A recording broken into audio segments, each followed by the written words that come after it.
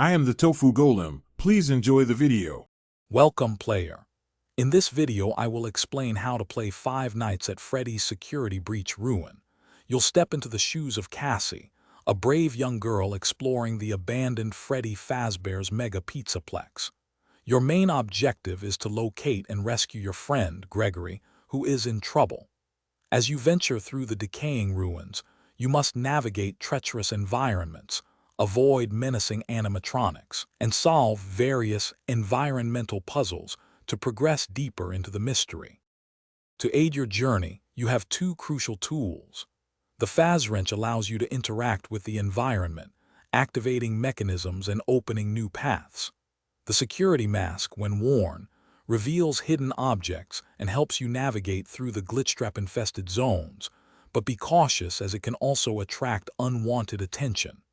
Keep an eye out for 24 AR collectibles and 6 staff bots scattered throughout the Pizzaplex, as these unlock deeper lore and secrets about the facility.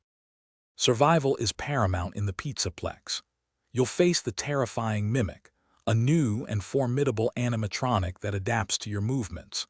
Familiar foes like Chica and Roxy also patrol the ruins, requiring you to use stealth and environmental cover to avoid detection.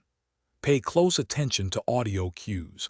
They often signal approaching dangers or reveal hidden routes. Quick reflexes are essential to escape the numerous jump scares and continue your perilous quest to find Gregory.